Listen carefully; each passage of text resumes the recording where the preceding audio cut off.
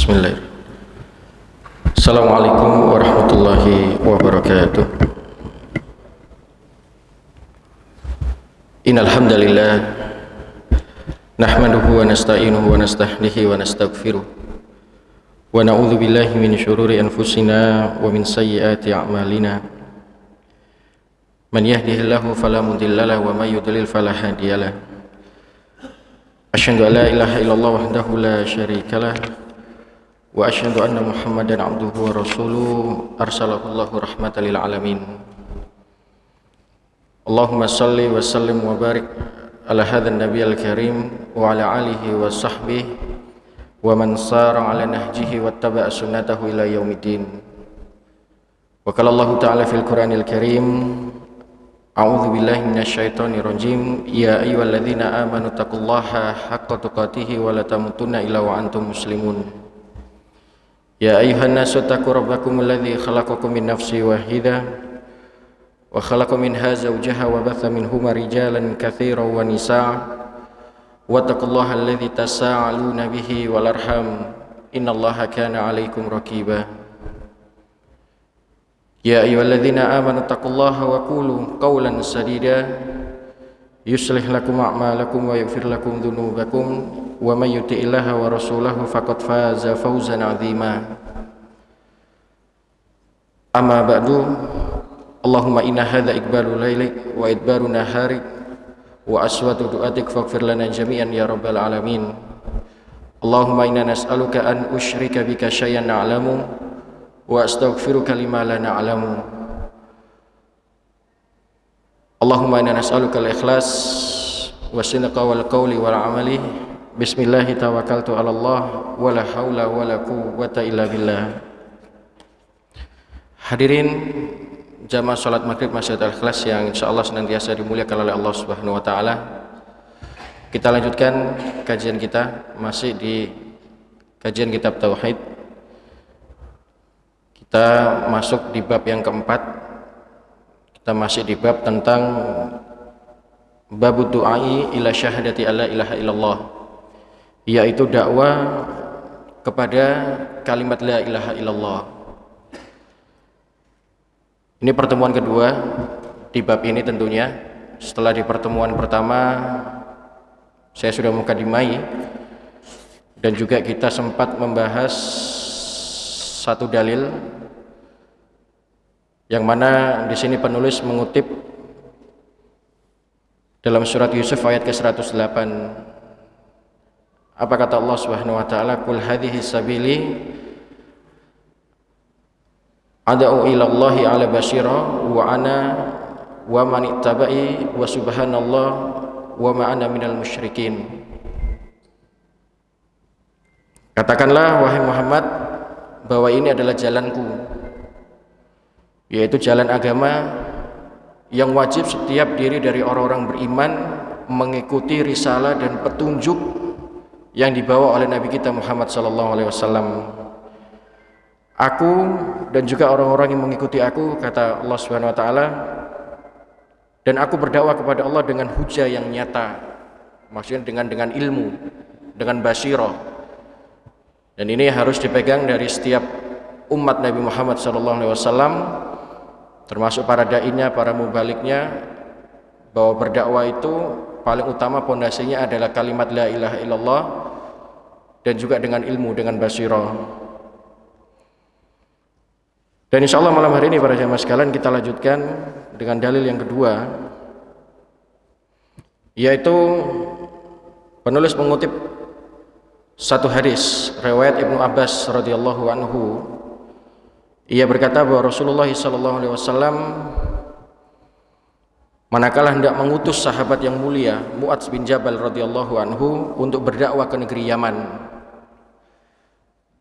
apa yang nasihat beliau sallallahu alaihi wasallam kepada Mu'adz bin Jabal?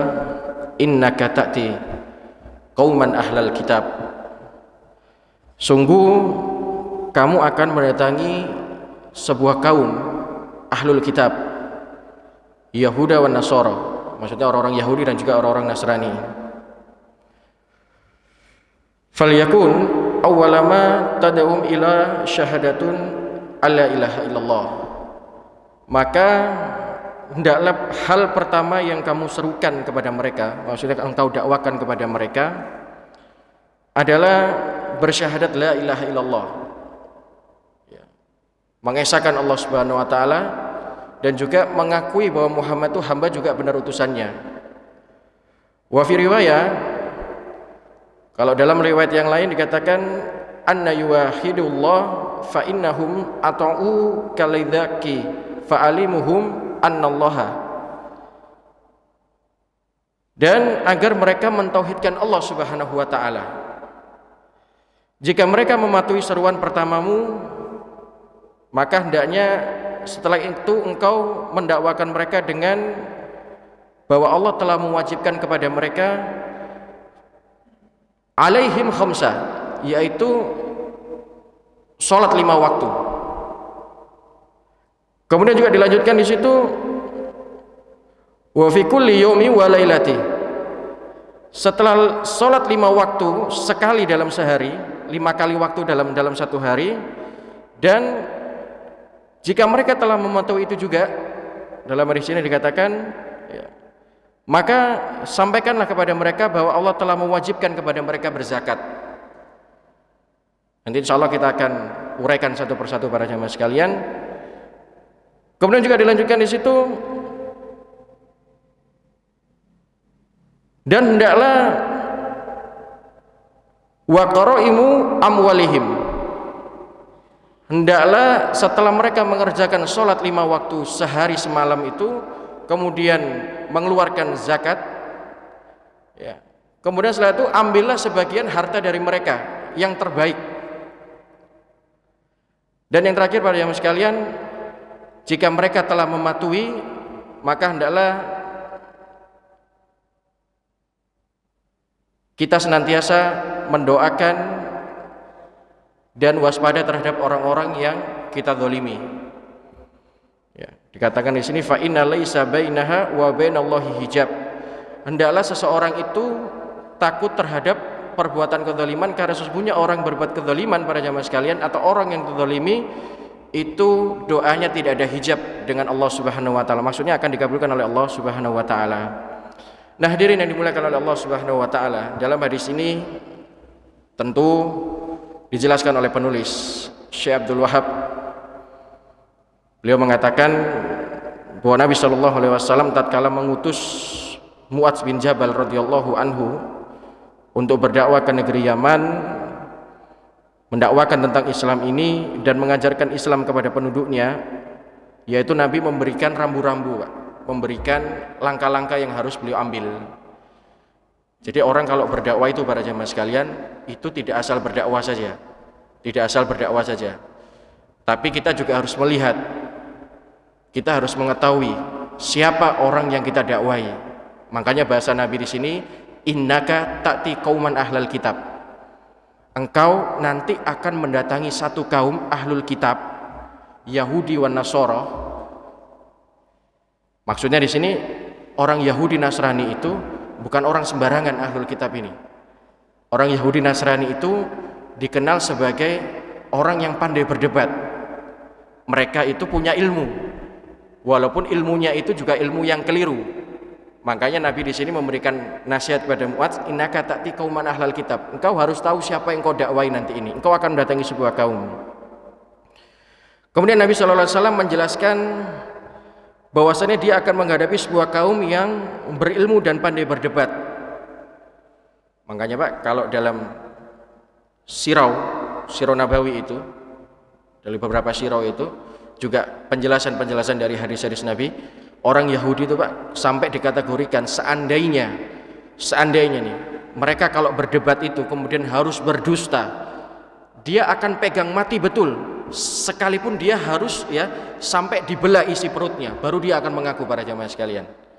Karena memang jadal sekali Pak, orangnya kaku sekali. Karakteristik orang-orang Yahudi Nasrani itu orang yang suka berdebat, dan kalau berdusta itu dia pegang betul, dia yakini betul, sampai dia tidak akan mau mengakui sekalipun ya, sampai kecuali kalau kita belah perutnya baru dia akan mengakui tentang kedustaannya itu.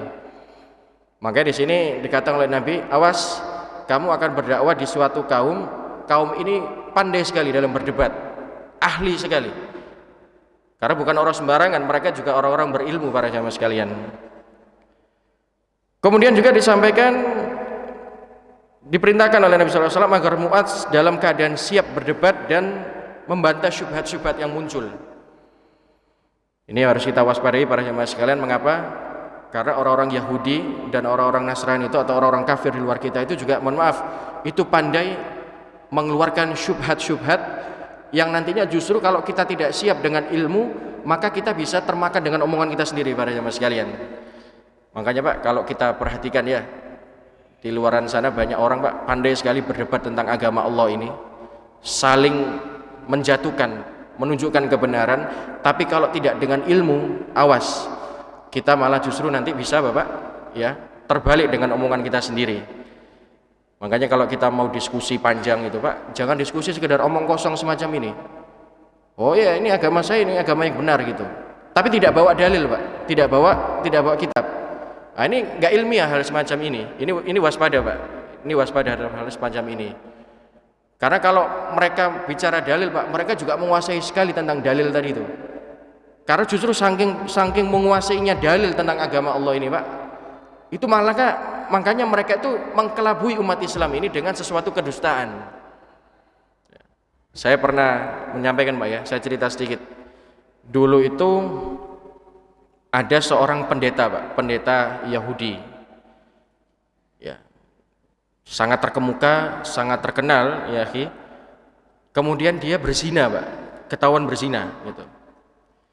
Kemudian sebelum terjadinya kasus tentang perzinahan pendeta yang terkenal ini para jamaah sekalian, itu beberapa hari sebelumnya ada salah seorang tokoh pendeta juga para jamaah sekalian yang dia masuk ke dalam Islam, mu'alaf, memeluk agama Islam para jamaah sekalian. Tapi tidak diketahui oleh tokoh-tokohnya, oleh tokoh-tokoh kaum Yahudi pada saat itu. Kemudian terjadilah kasus tadi Pak, ada pendeta tadi yang memang tokoh pemuka agama tadi ini, memang dia berzina. Karena ini tokoh agama yang terkenal, ini malu ini, kalau dia nanti harus dihukum karena perbuatan zinanya tadi itu, ini malu ini gitu. Coba kita cari Muhammad, ini siapa tahu nih hukum dalam yang dibawa Muhammad ini bisa kita kelabui kan semacam itu. Datanglah Pak kepada Nabi Muhammad SAW, dikatakan, wahai Muhammad, bagaimana ini kalau di tengah-tengah kalian terdapat seseorang yang melakukan perbuatan zina gitu. Kemudian dikatakan oleh Nabi Muhammad SAW, wahai kaum Yahudi, dia bilang itu, masa sih itu dalam kitab Taurat kalian itu tidak ada tentang hukum atau hukuman bagi orang yang melakukan perzinahan, dia bilang itu. Tidak ada dalam kitab Taurat, nggak ada kata pemuka-pemuka Yahudi tadi. Baik, kalau begitu kita akan coba cari dulu nih. Nanti 2-3 hari lagi saya akan datang kepadamu wahai Muhammad, saya akan tunjukkan, dia bilang itu. Saya akan tunjukkan dalam kitab Taurat ini. Datanglah Pak 2-3 hari berikutnya, tetapi ternyata dalam masjid itu ada seorang tadi Pak, pendeta yang beberapa hari sebelumnya masuk ke dalam Islam, dia bilang itu. Dia bersembunyi di balik pilar masjid. Kemudian bertemulah pendeta-pendeta Yahudi tadi itu yang menanyakan tentang hukum perzinahan tadi itu. Ini Muhammad, tidak ada nih dalam kitab Taurat ini tentang hukum rajam tadi itu. Tidak ada nih. Kita tidak kenal di sini itu. Tidak lama para jamaah sekalian keluarlah orang tadi Pak, pendeta yang sudah masuk dalam Islam beberapa hari sebelumnya, dikatakan, Anda berdusta, dia bilang itu. Coba kamu buka dalam kitab ini, buka dalam pasal ini, buka dalam ayat ini, dia bilang itu. Konyolnya para jamaah sekalian, para pemuka-pemuka Yahudi tadi yang sudah dalam keadaan terpojok, sudah dalam keadaan dia malu sebetulnya, itu juga masih bisa berdusta dia. Jadi ketika dia baca Pak, dia baca ini ayat yang kamu maksud, pasal yang kamu maksud ya, saya baca sekarang ini, dia bilang itu. Ketika dibaca Pak, ternyata kata-kata rajam tadi Pak, bagi hukuman orang yang berzina tadi itu ditutupi pakai jarinya. Jadi dia baca, dia loncati. Nah kebetulan seorang Yahudi tadi atau pendeta Yahudi yang sudah masuk Islam sebelumnya itu, dia hafal betul loh, memang dia tokoh pendeta dalam agama Yahudi sebelumnya. Dia datangilah Pak pendeta-pendeta Yahudi, katakan, nih ayat yang kamu baca tadi itu, yang kamu tutupi ada kata-kata rajam nih, coba kamu angkat tanganmu, dia bilang itu. Itulah Pak, karakter dari orang-orang Yahudi. Dia kalau sudah berdusta Pak, berbohong, sampai mati dia akan bawa kebohongan itu. Makanya sampai para ulama mengatakan, kalaupun mereka harus makan kebohongan tadi, dia simpan dalam perutnya, disimpan. Kecuali mereka akan dibuka, dibelah dadanya, isi tahu, isi hatinya, isi tahu perutnya Pak, dia pasti baru akan mengakui para jamaah sekalian. Maka ini pelajaran Pak, kalau kita mau berdebat, mau berdakwah gitu, walaupun dalam Islam juga tidak diperkenankan Pak berdebat itu, ya, tidak diperkenankan. Apalagi berdebat hanya untuk saling menjatuhkan, tidak boleh Pak. Sesama umat Islam lagi itu tidak boleh. Tapi kalau mau kita diskusi tentang agama Pak, agama Islam, agama-agama Islam boleh, tapi juga dengan ilmu Pak, dengan basiro. Di pertemuan sebelumnya sudah menyampaikan dakwah harus pakai basiro Pak, dengan ilmu. Jangan asal kita berdakwah. Ya. Karena semua itu Pak, agama ini dibangun di atas ilmu. Wahyu itu ilmu para jamaah sekalian. Wahyu itu ilmu Pak. Sehingga kalau kita asal berdakwah saja, kemudian kita tidak menguasai siapa audiens yang kita dakwai, siapa yang kita dakwai di sebuah kaum, di sebuah tempat, sebuah golongan, kita tidak menguasai tentang materi yang kita dakwakan para jamaah sekalian, ini berbahaya sekali. Bisa jadi Pak, orang yang kita dakwai itu jauh lebih pintar. Nah, dia akan jadi bumerang untuk kita para jamaah sekalian. Kemudian juga dilanjutkan di sini yang tidak kalah penting para jamaah sekalian, dari apa yang disampaikan oleh hadis ini, maka hendaklah tidak jauh-jauh Pak dari pembahasan kita ini. Hal yang paling pertama kita dakwakan itu bukan masalah muamalah para jamaah sekalian, bukan juga dakwah masalah fikih, bukan juga masalah sirau, tapi bagaimana dakwah pertama yang dipilih, yang harus dilaksanakan dari setiap mubalik, setiap ustadz, setiap ulama adalah mentauhidkan Allah Subhanahu wa taala. Ini penting Pak. Saya ketika awal mengkaji kitab ini Pak, saya sudah sering menyampaikan, dakwah semua para nabi, rasul wal anbiya, dari Adam alaihi wassalatu wassalam sampai Nabi Muhammad SAW, itu dakwanya satu, mentauhidkan Allah Subhanahu wa taala. Ya, mentauhidkan Allah Subhanahu wa taala. Makanya sampai Nabi itu Pak, Rasulullah SAW itu berdakwah mentauhidkan Allah itu Pak, tentang akhlak, tentang dakwah, akidah tauhid ini, itu 13 tahun para jamaah sekalian. Makanya ada hadis yang mengatakan umirtu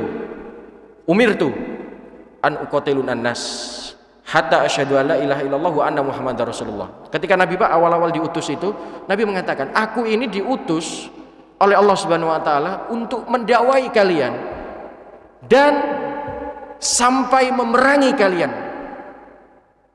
Perhatikan kalimat Nabi, didakwai kalian, mendakwai kalian sampai memerangi kalian, dia bilang ini. Sampai kalian mau mengucapkan kalimat la ilaha illallah hatta asyhadu alla ilaha illallah wa anna muhammadar rasulullah. Coba Pak, tegas bahasa Nabi. Karena orang Pak, mohon maaf, pandai masalah fikih Pak, ya, pandai sekali Pak, pandai masalah muamalah, masalah ekonomi umat, pandai masalah apa lagi Pak, muamalah ini. Tapi tauhidnya kacau Pak kepada Allah Subhanahu wa taala. Akidahnya tidak baik-baik saja, akidahnya bermasalah. Makanya saya sering sinkronkan Pak dengan bab-bab tazkiyatun nufus. Mohon maaf, penyebab racun hati itu Pak ada dua. Asbab itu ada dua para jamaah sekalian. Itu karena syubhat Pak. Syubhat ini ada dua. Syubhat fil akidah dan syubhat fil muamalah. Apa syubhat fil akidah ini para jamaah sekalian? Kita sholat Pak, mohon maaf, kita sholat ini semacam ini, 5 waktu tidak putus di masjid. Puasa Senin Kamis juga tidak putus para jamaah sekalian. Infak sodakonya juga tidak putus. Berbagi sesamanya juga tidak putus para jamaah sekalian. Tapi mohon maaf, masih datang ke dukun, percaya terhadap dukun para jamaah sekalian. Ini syubhat.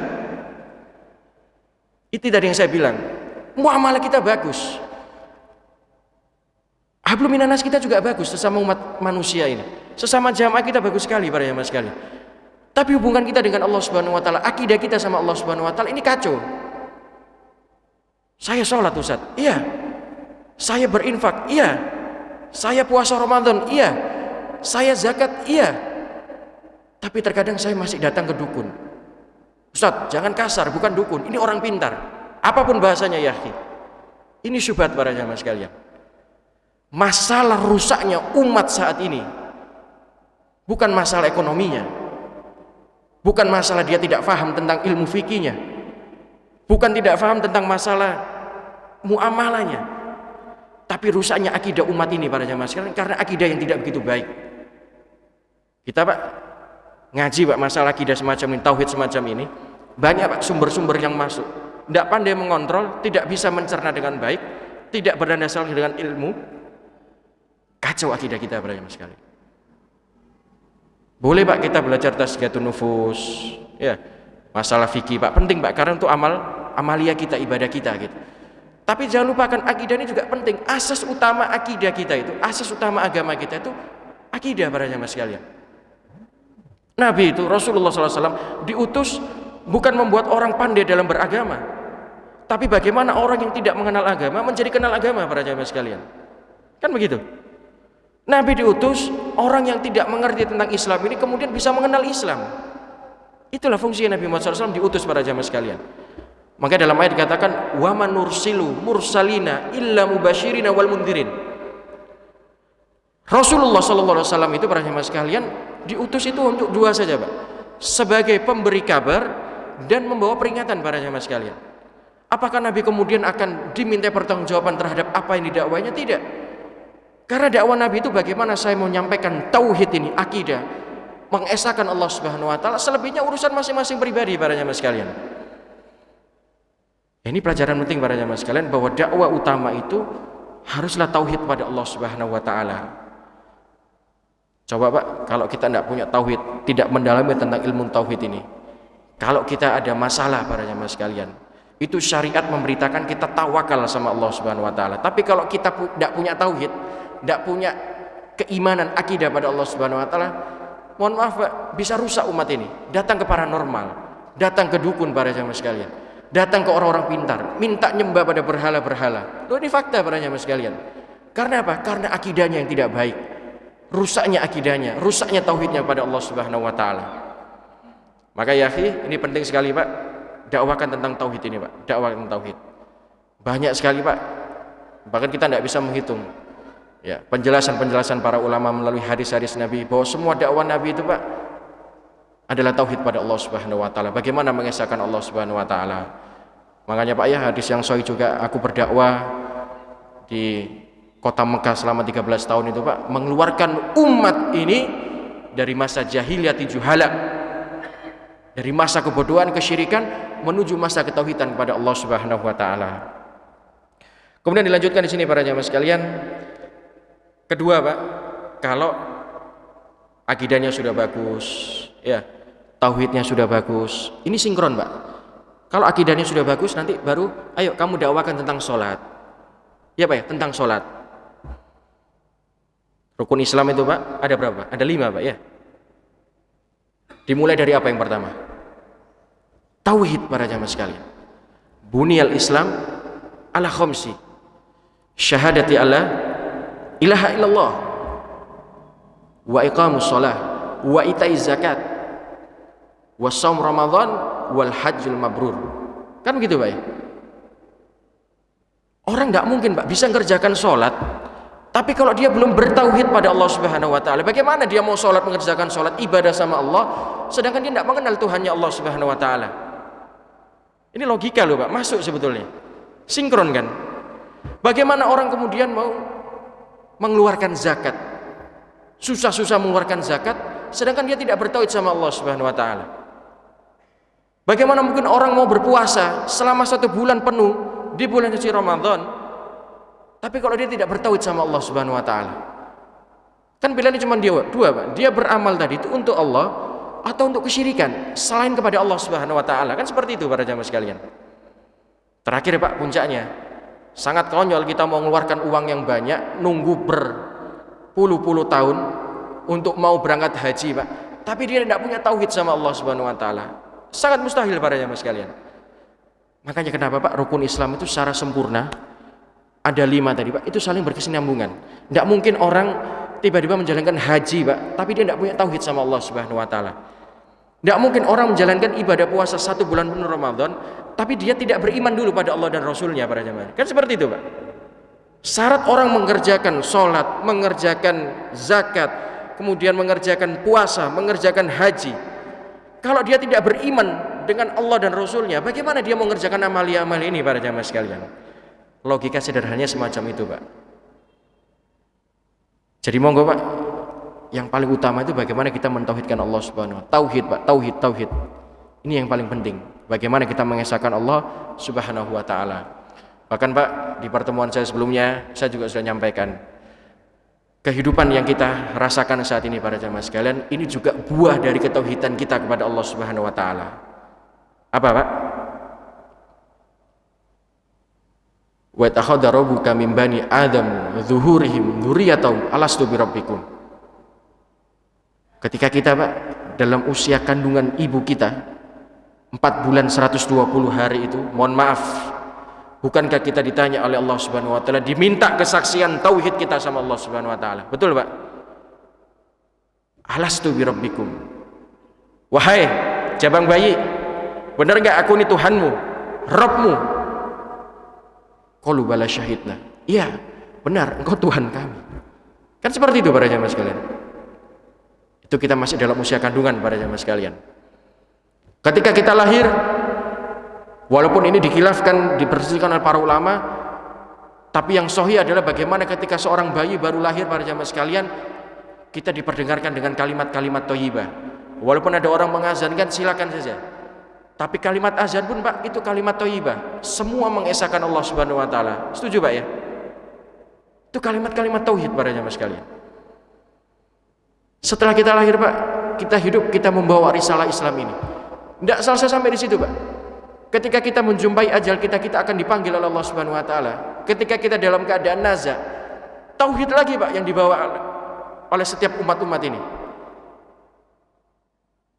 Lakitanu mautakum la ilaha illallah. Talkinkan orang yang mau mati itu apa? Kalimat la ilaha illallah. Kan begitu para jamaah sekalian. Tauhid lagi.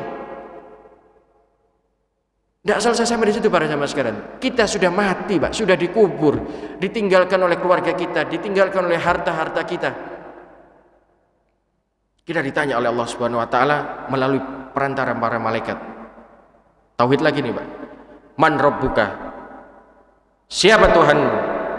Ada yang jawab selain Allah, Pak? Insya Allah, Pak, kita berharap semua jawaban kita sama, tauhid pada Allah Subhanahu wa taala. Allah Subhanahu wa taala. Man nabiyuka? Siapa nabimu? Tauhid lagi nih para jamaah sekalian. Man kitabuka? Apa kitabmu? Kan seperti itu para jamaah sekalian. Mana ada celah kita untuk tidak bertauhid sama Allah Subhanahu wa taala? Dari kita di dalam kandungan ibu kita 4 bulan 120 hari sampai kita ajal menjemput kita, sampai kita dikubur,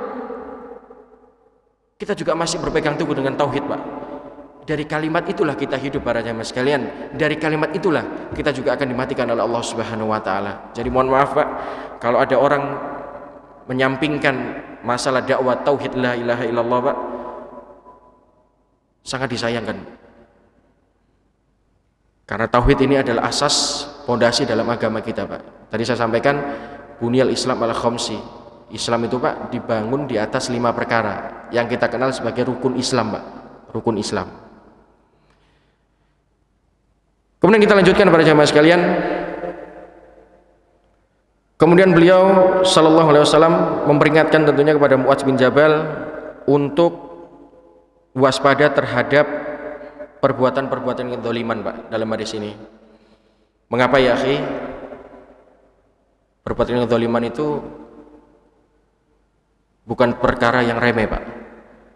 Sampai Rasulullah sallallahu alaihi wasallam itu mengingatkan dalam hadisnya. Simpel, Pak, hadisnya, sederhana. Ittaqu dzulma fa inna dzulma dzulumatun yaumal qiyamah. Takutlah kalian terhadap perbuatan kedzaliman. Awas. Fa inna dzulma dzulumatun yaumal qiyamah. Karena nanti kedzaliman itu akan datang pada hari kiamat berupa kegelapan. Maknanya, para jamaah sekalian, kedzaliman yang kita perbuat, Pak, sekecil apapun yang kita lakukan di dunia ini, baik hablum minanas, Pak, ataupun hablum minallah kita pada Allah Subhanahu wa taala, kemudian hablum minanas kita sesama umat manusia ini, Pak, itu semua nanti akan ditanya oleh Allah Subhanahu wa taala, akan diminta pertanggungjawaban oleh Allah Subhanahu wa taala. Saya sampai Ingat Pak, perkataan dari Rasulullah sallallahu alaihi wasallam agar kita memperhatikan doa orang-orang yang kita zalimi Pak. Wah, ini ngeri sekali Pak. Orang yang kita zalimi Pak, itu nanti punya hak prerogatif Pak untuk minta langsung sama Allah agar orang-orang yang mendolimi kita itu Pak, itu diberikan balasan yang setimpal. Awas, dikatakan dalam hadis Pak, fa innahu laisa bainaha wa bainallahi hijab. Karena sesungguhnya doa orang yang terzalimi itu tidak punya hijab, tidak punya tabir di hadapan Allah Subhanahu wa taala. Tapi mohon maaf, kalau kita memang benar-benar merasa terzalimi Pak ya, jangan sampai kita sebetulnya tidak terzalimi tapi merasa terzalimi Pak, kemudian kita mendoakan orang lain keburukan ya akhi. Awas, ini bisa balik ke kita sendiri Pak. Tapi saya tidak mau masuk fokus di sana Pak, tapi bagaimana Mu'adz menasihatkan, diberikan nasihat Rasulullah sallallahu alaihi wasallam agar mendakwakan pada kaum-kaum itu tadi untuk waspada terhadap perbuatan kezaliman Pak. Ingat, sekecil apapun perbuatan kezaliman yang kita kerjakan, itu semua ada pertanggungjawabannya di hadapan Allah Subhanahu wa taala.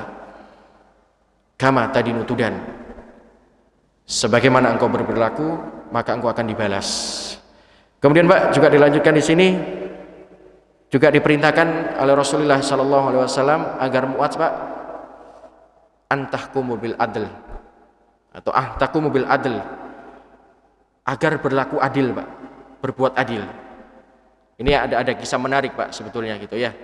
Mu'adz, seandainya kamu datang berdakwah ke sebuah kaum gitu, ternyata engkau menjumpai sebuah permasalahan, sebuah kasus yang permasalahan itu harus kamu selesaikan. Tapi ternyata permasalahan itu jawabannya tidak ada di Al-Quran. Permasalahan itu tidak ada jawabannya dalam hadis-hadisku. Maka jawaban apa yang akan kau berikan ya Mu'adz? Bagaimana cara engkau menyelesaikan permasalahan itu? Apa jawaban Mu'adz?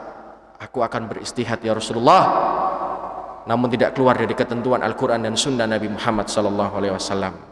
Maknanya Pak, beliau diperintahkan untuk adil Pak. Ini juga pelajaran untuk kita agar kita senantiasa berbuat adil Pak. Ya, dalam ayat dikatakan wa idza hakamtum bainan nas antakumu bil adl. Ini pelajaran Pak bagi kita orang-orang kalau yang belajar hukum Pak. Itu pasti diawali dengan ayat ini Pak, semester pertama itu. Mengapa ya akhi? Ini berat Pak. Mohon maaf, makanya orang-orang yang jadi kodi Pak, jadi hakim, siapapun Pak, mau itu hakim ya, hakim pidana ya, tata usaha negara, hakim agama, mereka itu adalah wakil-wakil Allah Pak yang ada di dunia ini. Keputusan-keputusan mereka yang mereka ambil itu Pak, itu akan dipertanggungjawabkan di hadapan Allah Subhanahu wa taala. Nah, orang kalau bertauhid sama Allah Subhanahu wa taala Pak, hakim yang tauhid, tawakal sama Allah Subhanahu wa taala, tidak mungkin Pak memberikan keputusan-keputusan itu yang keluar dari syariat Islam. Hakim-hakim itu Pak tidak mungkin Pak memberikan keputusan-keputusan yang justru menyusahkan sebagian rakyat lainnya. Makanya Pak, hakim itu, kodi-kodi itu Pak, itu sebagian ada di neraka Pak, karena mereka memberikan keputusan-keputusan justru menyusahkan rakyatnya ya akhi. Termasuk Pak para pengacara-pengacara itu, awas. Wala talbisul haqqo bil batili wa taktumul haqqo wa antum ta'lamun. Jangan kalian campur adukan antara kebenaran dan kebatilan, dan jangan pula kalian sembunyikan kebenaran itu wa taktumul haqqo wa antum ta'lamun. Padahal kalian mengetahui Pak, para pengacara-pengacara itu Pak, mohon maaf, kalau mereka tahu permasalahan kasus yang dia bela itu adalah kemungkaran dan sebuah kedustaan, tapi dia tetap membelanya hanya untuk kepentingan rupiah saja Pak, kepentingan duit saja Pak, tapi dia harus menghalalkan yang haram, mengharamkan yang halal, itu semua juga nanti akan ditanya oleh Allah Subhanahu wa taala dan diminta pertanggungjawaban di hadapan Allah Subhanahu wa taala. Dan lagi-lagi Pak, pengacara-pengacara yang memang dia teguh Pak, tauhidnya bagus sama Allah, keimanannya bagus sama Allah Subhanahu wa taala, tidak mungkin Pak dia berani melanggar koridor-koridor syariat tadi Pak. Dia telah betul siapa ini permasalahan-permasalahan kasus yang dia bela, tidak bisa sembarangan ya akhi. Karena semua itu Pak itu semua nanti akan ditanya dan diminta pertanggungjawaban oleh Allah Subhanahu wa taala. Nah, hadirin yang dimuliakan oleh Allah Subhanahu wa taala, sekarang kita masuk Pak dalam beberapa faedah Pak, beberapa keutamaan-keutamaan dari hadis ini. Yang pertama, agar kita disyariatkan untuk mengajak umat manusia ini Pak menyeru kepada Allah Subhanahu wa taala. Ini saya juga sering bahasakan Pak, dalam Al-Qur'an itu jelas bahasa Nabi, kuntum khaira ummatin ukhrijat linnas ta'muruna bil ma'ruf wa tanhauna 'anil munkar. Kita ini Pak dilegitimasi secara khusus oleh Allah Subhanahu wa taala. Umat Muhammad ini punya stempel khusus Pak, bahwa kita ini sebagai umat terbaik. Oh, berarti bangga kita Ustadz, kita ini umat terbaik di antara umat-umat yang lainnya. Naam, tapi umat terbaik yang seperti apa? Kalau kita berhak mendapatkan predikat umat terbaik yang seperti apa? Maka lanjutannya pada ayat selanjutnya Pak ya, dalam ayat itu tapi lanjutan ayatnya, ta'muruna bil ma'ruf wa tanhauna 'anil munkar. Kita Pak kalau memang benar-benar ingin mendapat predikat sebagai khair ummah, sebagai umat terbaik, ya tadi Pak, yang menyuruh pada kebaikan dan mencegah dalam kemungkaran, tauhid sama Allah Subhanahu wa taala. Ini wajib Pak pada kita semua. Walaupun Pak kita sendiri juga punya keterbatasan ilmu, ya Pak ya, tidak ada manusia yang sempurna ya, tapi minimal Pak dakwakan sesuai dengan kemampuan kita, sesuai dengan kapasitas kita saja Pak ya. Dalam hadis lain dikatakan balighu anni walau ayah, sampaikan apa-apa dariku walaupun satu ayat Pak. Kita tidak pernah tahu Pak, dari satu kebaikan, satu ilmu yang kita berikan Pak, itu bisa dampaknya luar biasa Pak, punya dampak positif yang banyak di luar sana. Makanya jangan malu Pak ya, jangan malu mendakwakan, apalagi mendakwakan tauhid pada Allah Subhanahu wa taala.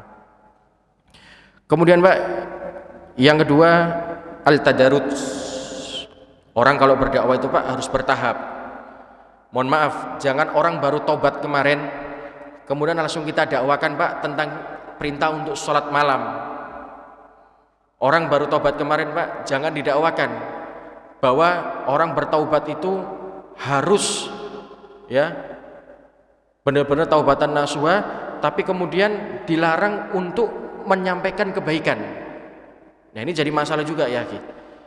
Boleh Pak, kita kasih kesempatan dia menyampaikan kebaikan, tapi sesuai dengan kapasitas ilmunya. Jangan orang baru tobat kemarin Pak disuruh naik mimbar, ini jadi masalah juga nanti di kemudian hari. Bertahap Pak, kenalkan tentang Islam ini Pak, dakwakan tentang Islam ini, dakwakan tentang Allah Subhanahu wa taala, tentang syahadat. Setelah itu bertahap Pak, baru kita ajarkan tentang sholat. Jangan orang Pak sholat saja belum bisa, sudah kita ajarkan kemudian apa Pak, bab-bab yang tinggi Pak, bab-bab tasawuf, tidak sampai otaknya Pak, keluar lagi dia dari Islam para jamaah sekalian. Nah ini bertahap Pak, al-tadarruj. Orang berdakwah itu harus bertahap.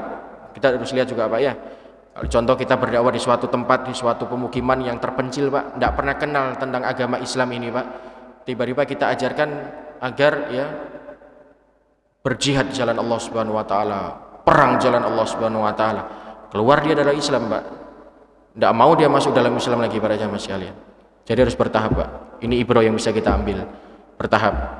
Kita harus bisa melihat siapa audiens kita para jamaah sekalian. Kemudian yang selanjutnya Pak, makna la ilaha illallah itu adalah mentauhidkan Allah Subhanahu wa taala dengan mengikhlaskan ibadah hanya kepada Allah semata serta meninggalkan ibadah selainnya Pak. Nah, ini penting sekali ya akhi. Jarang diantara kita Pak memahami tentang kalimat la ilaha illallah. Saya sering membahasakan makna la ilaha illallah itu bukan tiada Tuhan selain Allah, tapi makna la ilaha illallah adalah la ma'budu bihaqqin illallah, bahwa tiada sesembahan yang berhak kita ibadahi dengan benar kecuali hanya pada Allah Subhanahu wa taala. Kemudian selanjutnya para jamaah sekalian, seseorang yang kafir Pak, orang-orang di luar kita tidak dihukumi menjadi muslim kecuali dengan mengucapkan dua kalimat syahadat ini. Ini sering Pak permasalahan-permasalahan ini muncul Pak ya. Terutama nanti Pak kalau sudah masuk di bulan-bulan Desember Pak. Oh enggak apa-apa, kita ucapkan selamat Natal pada saudara-saudara muslim kita, saudara-saudara non muslim kita, dia bilang itu. Toh itu hanya sekedar kalimat ucapan saja. Makanya Pak sering dibuat bantahan Pak. Kalau gitu ucapkan juga dua kalimat syahadat, dia bilang gitu. Saya tidak bisa itu. Toh sama-sama juga hanya sebatas kalimat, ucapan saja kan begitu. Itulah Pak keistimewaan Islam. Apa yang kita ucapkan Pak, ini bisa menjadi kalimat akad. Mohon maaf, kita ngambil anak orang Pak, kita jadikan istri, itu juga dengan kalimat akad, dengan ucapan ya akhi. Kan begitu Pak, ijab dan qabul itu dengan ucapan, saya terima. Jadi kalau ada orang Pak, mohon maaf, menganggap remeh kalimat-kalimat dalam Islam, ungkapan-ungkapan dalam Islam, itu hanya sebatas ungkapan, awas ya akhi. Islam Pak, itu tidak main-main dalam bab-bab semacam ini. Kita Pak jual beli muamalah, itu juga sebagian ulama mengatakan sahnya akad jual beli itu ada ungkapan akad Pak. Si penjual mengatakan saya jual, si pembeli mengatakan saya beli barang ini. Itu baru terjadinya sah Pak. Mazhab Syafi'i semacam itu ya akhi. Kalau tidak ada ungkapan akad semacam ini dianggap tidak sah jual belinya. Awas, makanya Islam itu Pak memperhatikan betul masalah ungkapan-ungkapan akad semacam ini. Kemudian Pak, berbicara dengan orang yang berilmu itu tidak sama dengan berbicara dengan orang yang bodoh Pak. Awas. Ya, orang berilmu Pak, lawan audiens kita orang berilmu itu Pak, kita juga harus waspada Pak. Jangan asal berbicara. Bisa jadi Pak orang yang kita dakwah itu jauh lebih pintar dengan kita. Dibandingkan mohon maaf orang-orang tidak punya ilmu Pak, orang-orang bodoh. Ya, itu juga tentu berbeda ya akhi. Makanya di sini tadi di awal mukadimah saya sampaikan innaka ta'ti qauman 'alal kitab. Isyarat Nabi Pak, engkau akan mendatangi sebuah kaum yang kaum itu nanti kemungkinan besar jauh lebih pintar daripada engkau ya Mu'adz. Yahudi wa Nasara Pak. Tadi sudah saya sampaikan Pak ya, karakteristik orang Yahudi Pak, itu kalau dia dusta bohong, walaupun dia kalau harus menelan makan itu kebohongan, dia akan telan ya akhi. Sampai dia benar-benar kalau perlu dibelah dadanya ya akhi. Kemudian Pak yang selanjutnya, hendaklah seorang dai Pak itu berada di atas basirah Pak, di atas ilmu. Saya sering menekankan ini Pak, orang berdakwah itu harus pakai ilmu ya akhi. Pakai ilmu. Jangan asal kita berdakwah Pak. Karena dari setiap kalimat dakwah yang kita dakwakan itu semua nanti akan menjadi hujah di hadapan Allah Subhanahu wa taala. Mohon maaf Pak, kalau kita tidak dengan ilmu Pak, ngajak umat ini dalam agama Islam ini, tapi ilmu yang nyeleneh Pak. Ilmu yang ngawur. Kemudian dia tersesat Pak. Bukan orang lain Pak, bukan dia sendiri nanti. Dia akan menyeret kita di hadapan Allah Subhanahu wa taala. Ini ya Allah, orang ini yang sudah menuntun saya ke jalan yang sesat ini tadi. Makanya Pak, orang berdakwah itu harus pakai ilmu, jangan asal berdakwah Pak.